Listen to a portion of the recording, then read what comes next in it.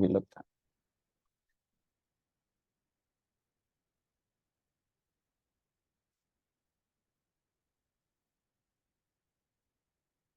Okay. Today we need to begin the doctrine of demons, right? Doctrine of demons.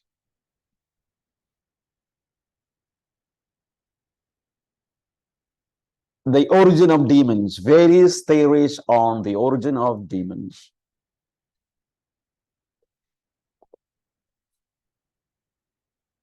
Inadequate theories. Inadequate theories. Number A. Okay. Some people believe that demons are diseased human spirit.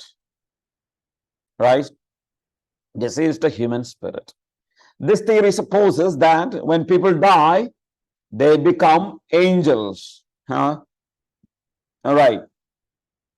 People die, they become angels.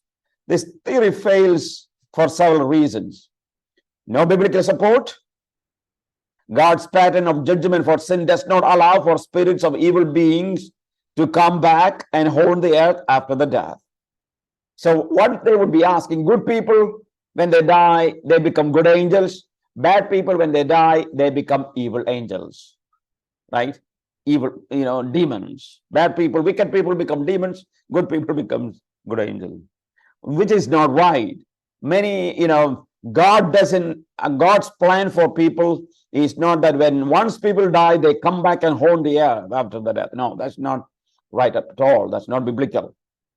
Third, people who die in their sins in the Bible are regularly consigned to hell, where they are powerless to affect anything on the earth.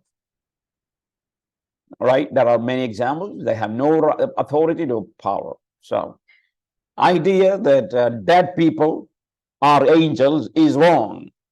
I know that many movies would suggest that you tell your relatives, kith and kins, dear ones die, and they would say he became a star, he became an angel, he's looking from there, from heaven to here. A lot of stories are being told, has no biblical support at all. Second theory is pre-Adamic race theory. Remember, we already looked at what is pre-Adamic. This is coming from a false dichotomy.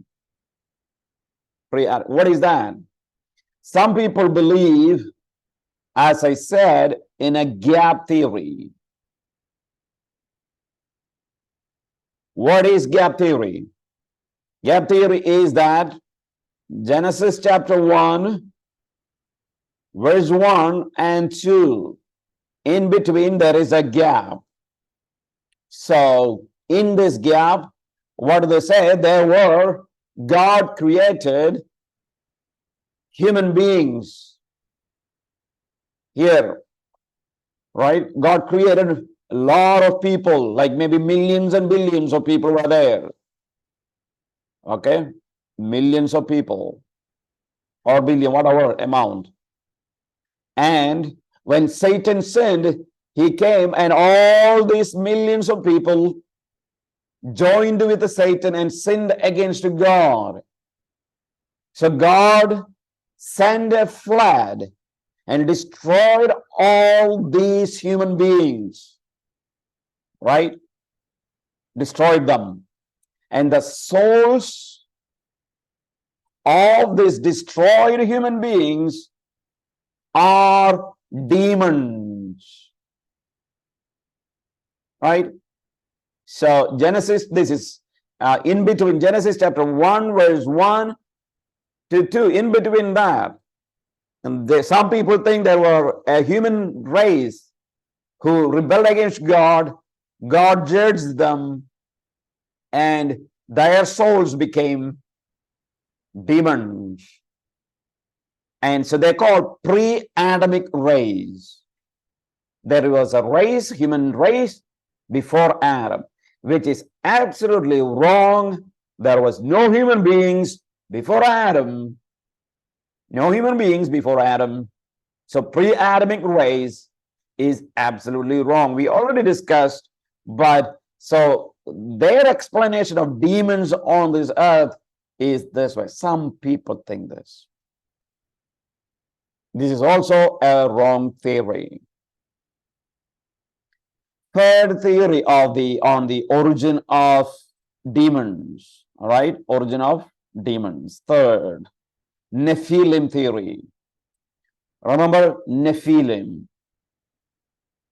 a variation of the angelic interpretation of the sons of God, which we already looked at in chapter 6, suggests that the offspring of the angelic human copulation are demons, right? When angels married human beings, there was born demons. You see, itself. And while the flood destroyed the humanity of this Nephilim, their angelic features lived on in the form of demonic wraiths. In addition to tension already not above, not the following. Scripture is totally silent on the connection of Nephilim and evil demons. The Bible never say it this way. This Nephilim, because of the Nephilim, demons were born. No. Second, this theory rises out of the intertestamental Jewish speculations about angels elsewhere condemned in biblical record. Right? This is actually coming from Jewish speculations about angels. When?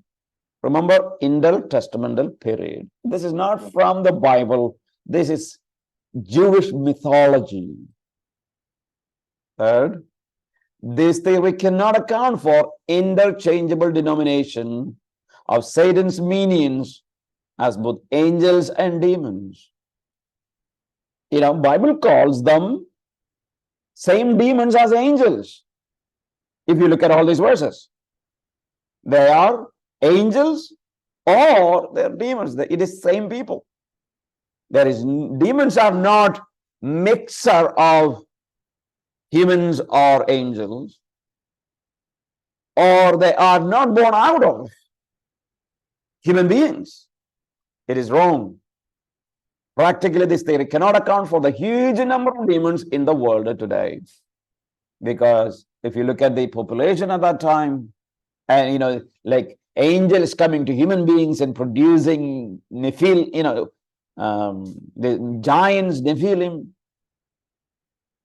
but the numbers are not high when the Nephilims came, or Nephilims are not high in number, but demons are so many according to the Bible. Then what is the right thing? Okay, no, okay. Then there is one thing more maybe we need to look at here. The fourth view, right? What are the views? Number one, deceased human spirit theory. Number two, pre-Adamic theory. Third, Nephilim theory. Fourth is distinct created being theory. Demons are distinct created beings. Some argue that demons are distinct order of created personal being, distinctive from angels and humans. Some people think that demons are not really angels. Even McLean, he's a good biblical scholar, but I think he's wrong here. Angels are not distinct like that. Some people think, even demons are distinct from angels, which is wrong. He argues that's primarily because the term angel and demon are never used interchangeably. That is wrong. It is used actually. In keeping with argument above, Satan's minions are described interchangeably as angels and demons in these two places. Demons are called angels. Angels are also called demons. This theory troublingly suggests that a class of creatures that are created with a wholly evil function. If God created demons, right? If God created demons, demons are evil creatures. They are evil. Then you need to say God created something for evil function. No. So this is not a right understanding on the origin of demons. What is then biblical understanding? What we are meaning, Pastor, is that none of these theories are accurate. Yes, we say these are inadequate theories,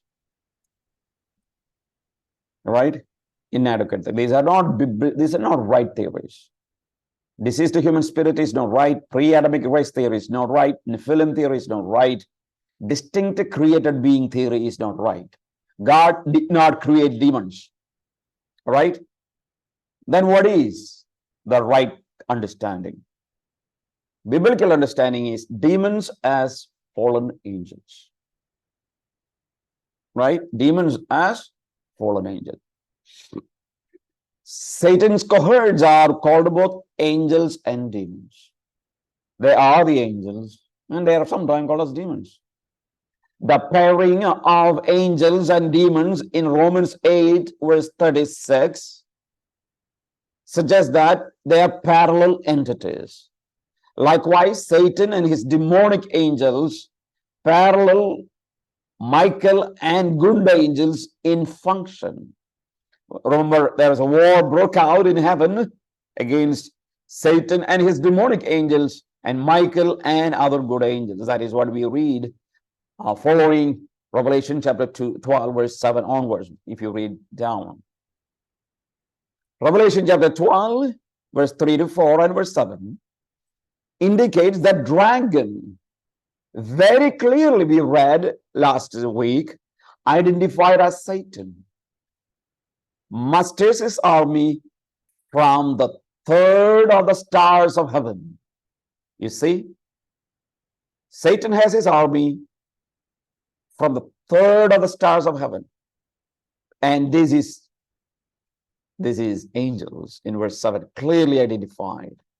Also, Abaddon, the angel who rolls over the abyss.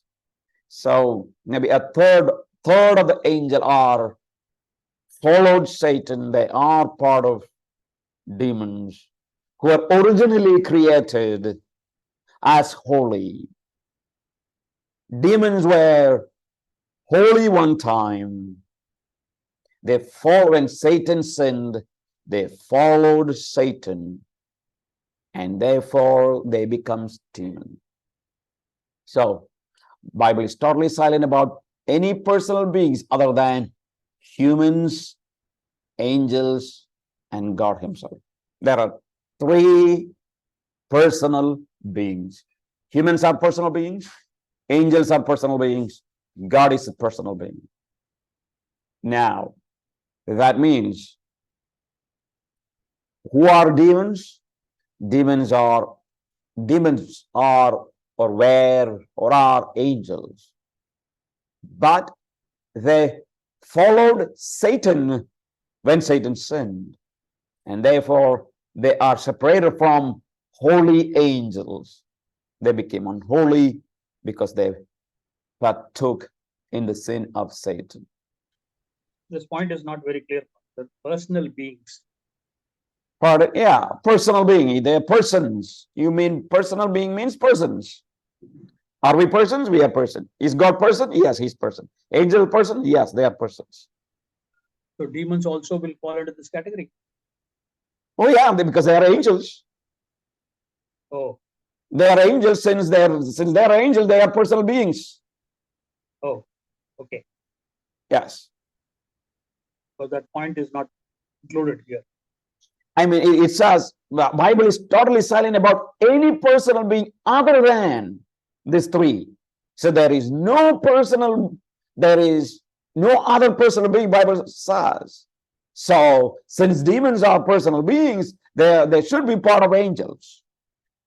Bible doesn't say God created demons. God doesn't create evil. God doesn't create anything that is evil, has never created anything that is evil. Right. So if that is the case, according to Revelation chapter 12, we know that it is Satan has his army, a third of angelic host, a third, right? That means one part of the three is with Satan, and he followed Satan, and therefore they became demons. It's not that God created us demons, evil spirits. They're not evils. God did not created them as evil spirits. They were created as Holy Spirit being, holy angels. But since they followed Satan, they became demons. All right? I hope now you might have understood. Any question on that? The origin of demons. How demons were originated. Right? How demons were originated. They were not created as evil in the beginning. Right? They are not created as evil in the beginning. They were created as what? Good angels, holy angels. Like when God created angels, God created all of them as holy. But it looks like a group of angels, when Satan sinned, followed Satan, and those who followed Satan are Satan's minions or demons. Okay. Now we need to go and discuss here the sin of Satan. All right, sin, origin of the angelic sin.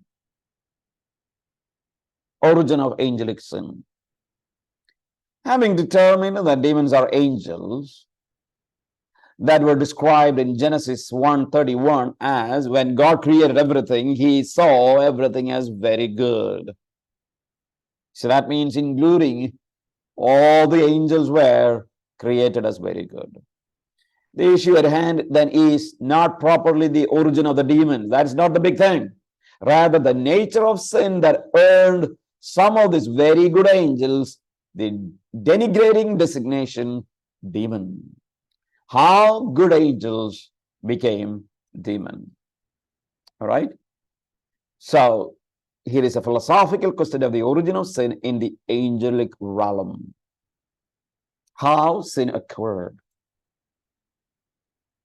Angels were apparently created like humans with unconformed holy natures and freedom to sin or not to sin. Remember, when we are created, we had this unconformed holiness.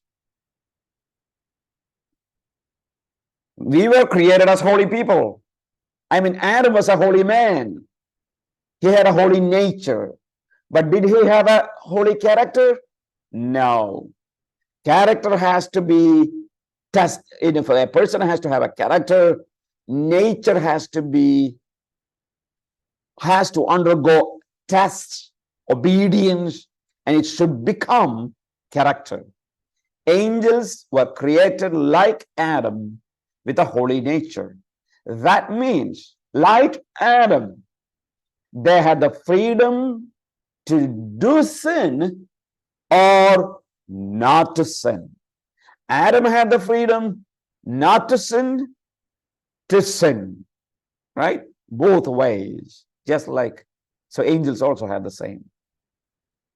Like humans, angels apparently had a probationary period during which holiness or fallenness would be confirmed, right? We don't read much about them. We don't read much about, but we read because we don't have to know everything that went on with the angels. But we know what happened to Adam, that God tested the faith of Adam so that the nature that he had, which is holy, will turn into a holy character that God will confirm in that holiness, that Adam will be eternally holy, man living, his posterity living on this earth that way. A Right? new concept, a very new concept is coming of a probationary period. Oh, yeah. Yes, I I have not know. come across this probationary period till now. Right. We have not gone to anthropology and hamartiology where we discuss. So, what is probation? We know that this probationary period, usually if someone is hired by a company, like someone is an employer hired by a company, usually they would say 6 months is probationary period. Probationary period is known as the testing time. Testing time, right? It's a time of the test. Once a person goes through the probationary period and he's okay to be he's qualified to be the employee, he's confirmed in that employment. If he's not qualified, he's rejected in that employment. That is the probation. So probationary period is a testing period. It's a testing time. I don't know. I don't want to say a period, a long duration, a testing time. Question is, did God test Adam? Yes, God tested, right? God said, Adam, do eat all the fruit of the trees. Just eat all of them, no problem. But what is the test? The test was that Adam supposed not to eat from the fruit of the tree which was in the middle of the garden. Should not eat. Right? And this is the test. Testing time for Adam. Right? Now, Satan comes. Satan always does what? He tempts, right? Satan always tempts. God never tempts anyone. God always tests. Temptation always for the purpose of sin. Temptation is for the purpose of sin. Test is always for the purpose of obedience, right? Confirming. That's the reason James says, no one can tempt God, or God never tempts anyone. It is Satan who tempts, right? Because when God sends a person through a trial, it is a testing period, testing of his faith, confirmation of his obedience. Like Job was tested, right? But it's one experience, but same thing Satan will use to tempt him, to disobey him, to tell evil of God, about God. That is what Satan will do. Same way, here is Satan in that garden. God already said, here is what you need to do. You should not eat, right? So he should trust. He should trust God's revelation. He should trust God's word. What is God's word? Adam, don't eat that fruit coming from that tree that is in the middle of the garden. Don't eat that fruit. That's God's revelation. Don't eat. He's communicating. He's telling him, right? Please don't do that. What is your duty? Obey me. Your responsibility is to obey me, right? You show your faith by being obedient to my commands, right? So God tests. Okay, now let me see. What do you do? So that is a test. What Satan wants, he tempts. Satan tempts always by disobedience. Satan wants Adam to simply disobey God's command, right? So Satan tempts so that he will sin. So that is one. Now, so this is a probationary period that Adam had. That first few days, maybe, period means a time, that God was testing, God was looking at Adam's faith. And Adam failed in that. He failed in the test. He disobeyed God. So what happens, right? Remember, Adam was created by holy nature, right? Adam was created as holy, but that nature is unconformed. It can go this way or this way. That means it's not conformed. Adam had to pass the test to conform this holy nature into holy character, right? It has to be confirmed through obedience. So this probationary period, Adam failed in that beginning time, and he became unholy. He fell from holy nature, never conformed into holy character. He failed. So that is what a probationary time that God gave to Adam. Just like that, angels were also created as holy creatures, because God, everything God created were holy. But they had the freedom, that means freedom to sin or not to sin. They can, so we don't have all the evidences, but it most probably God might have told them what to do, what not to do. We don't know, because all the communication to the angels are not given to us. But what God communicated to human beings are given to us. So most, so angels apparently had a probationary period during which holiness or fallenness would be confirmed. So what happened? When angels sinned, they were confirmed in sin, thus fulfilling the creator will of God, though not in a compulsory sense. All right?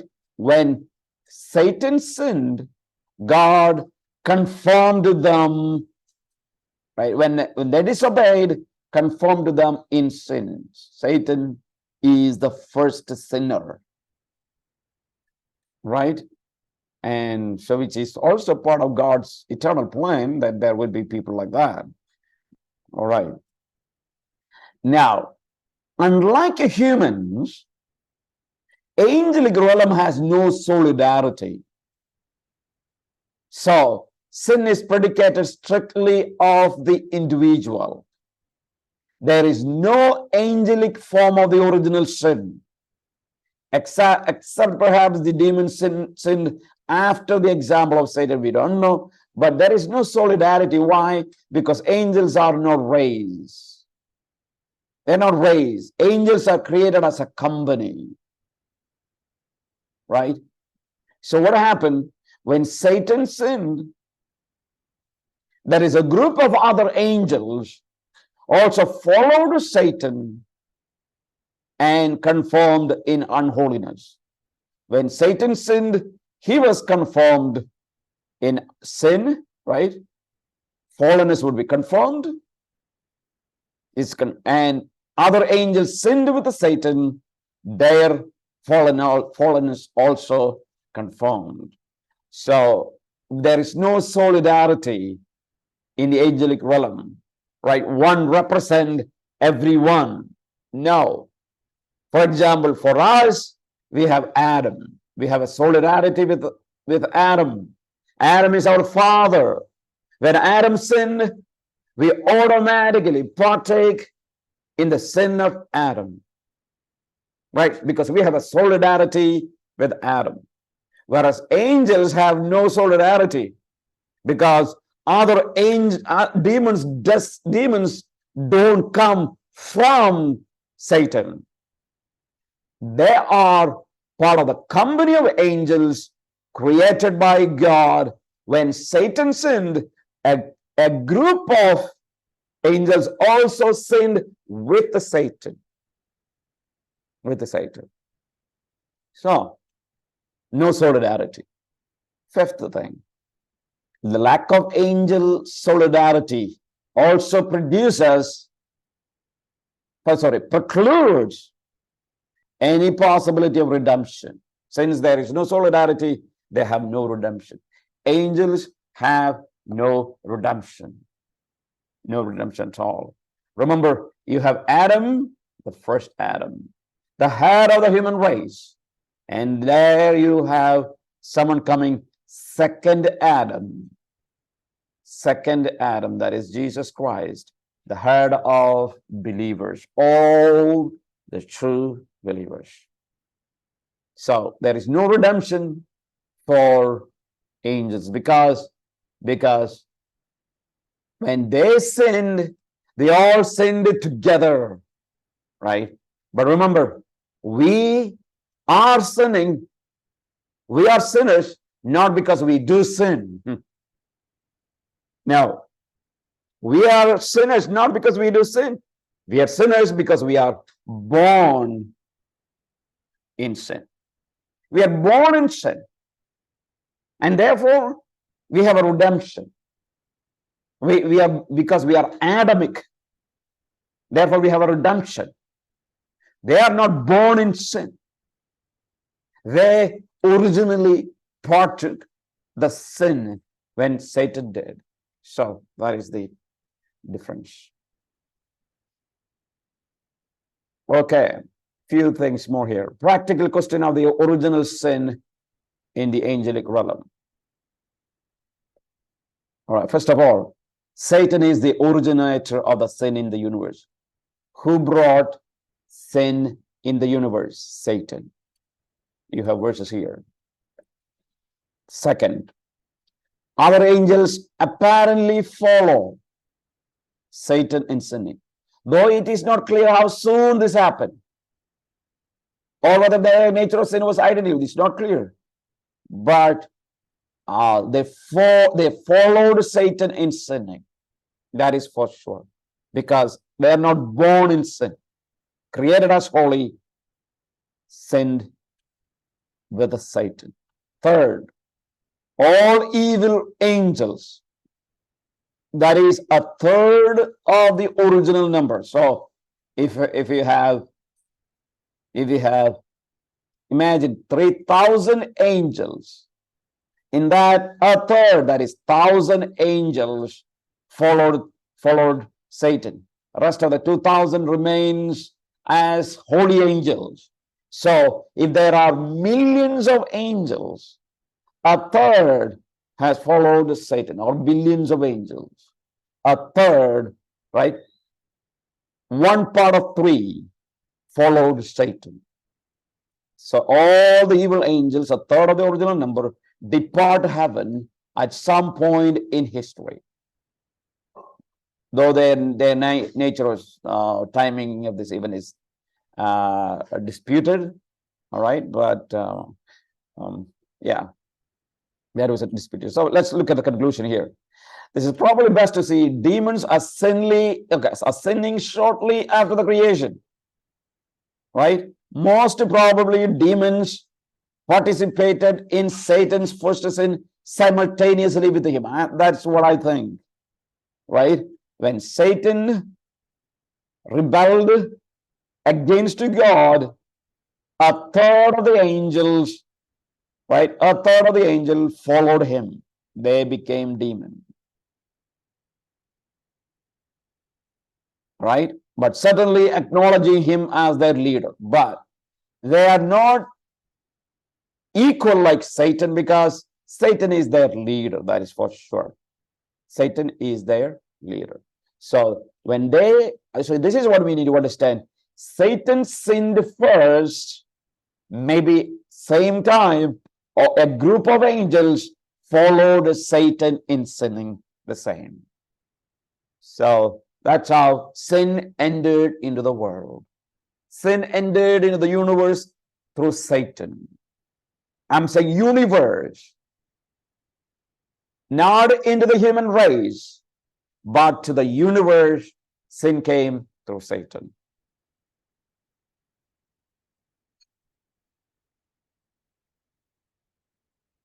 All right. There is a question that is asked. What is the peculiar sin of the confined angels in 2 Peter 2 verse 4 and Jude 6? So why don't one of you please help in reading this passage, 2 Peter chapter 2. 2 Peter chapter 2 verse 4.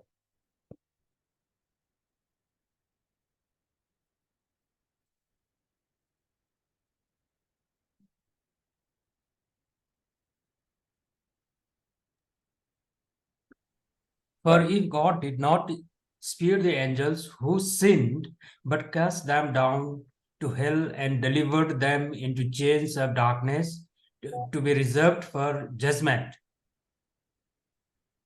Okay. 2:4. All right. Yes. So, for if God did not spare angels when they sinned, but sent them to hell, putting them into gloomy dungeons to be held for judgment. All right. What is the question is, what is the peculiar sin of these people? All right. 1 second. All right. Please forgive me. I just need to get my laptop charge is over. 1 second. Let's process that one. Yeah. Oh, turn on. Okay. Sorry about that. Okay. I don't know what is going to happen what I recorded before, but anyway. Okay. So you have a group of angels confined to Tartarus. Maybe let's look at one more verse here, Jude verse 6. Jude verse 6. And the angels who did not keep their positions of authority, but abandoned their proper dwelling, these he has kept in darkness, bound with everlasting chains for judgment on the great day. All right. So here is, so some angels are confined to Tartarus. So the question is, what is the peculiar sin of confined angels in 2 Peter chapter 2 verse 4 and Jude verse 6? Some angels are confined to Tartarus and others roam free, is considered by most people. Yes, most of the people accept that there are some angels chained, and all other angels, like we are talking about demons, are roaming free. This state of affairs has given rise to speculation as to the nature of their sin. So what is that particular sin that some of these angels have done? Because of the context of both the passages include Noah's flood, right? It is connected to Noah's flood. Many follow the intertestamental Jewish interpretation of Genesis 6. Because it is connected to Noah's flood, many think that Jewish assumption about about these angels is in view here. What is that? The sons of God, remember Genesis chapter 6 verse 2 and 3, 4, that sons of God are actually fallen angels who committed the additional sin of leaving their first domain, okay, their proper abode.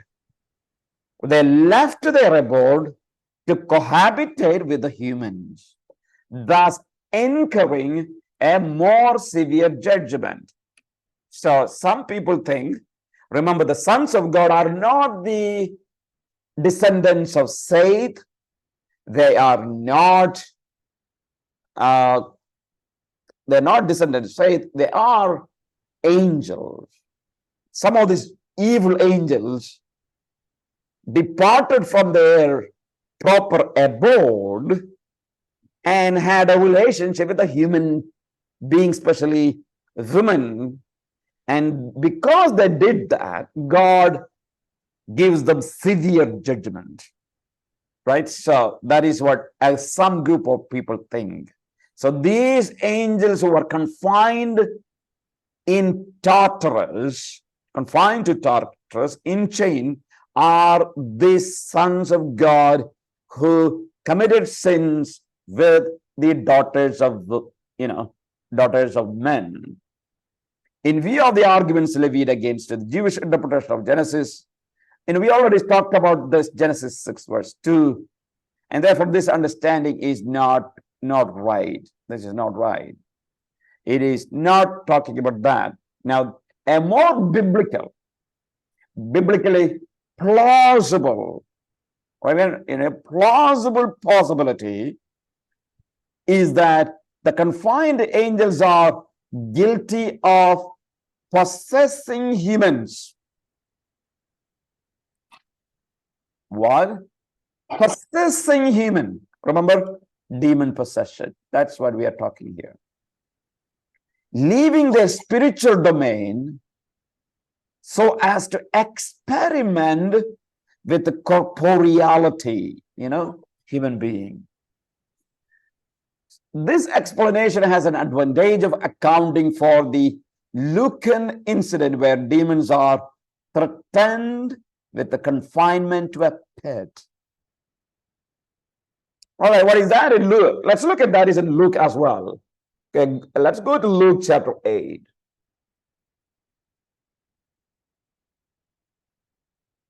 Luke chapter 8. Verse 31 to 33. Let's read that one. Luke chapter 8, 31. Anyone?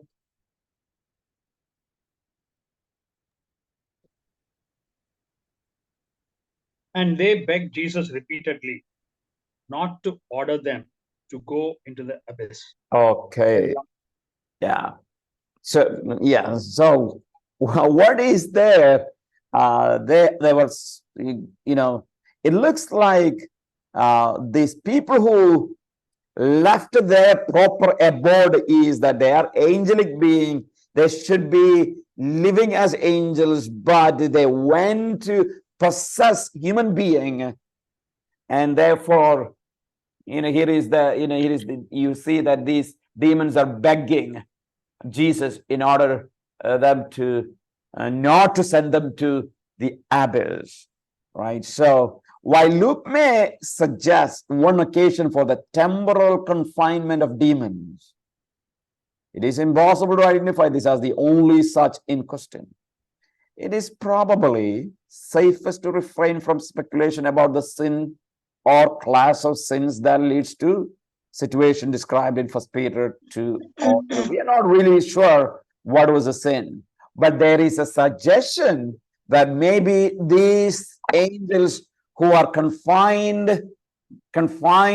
in Tartarus, right, or abyss, maybe angels who possessed other human beings. Demon possession is there.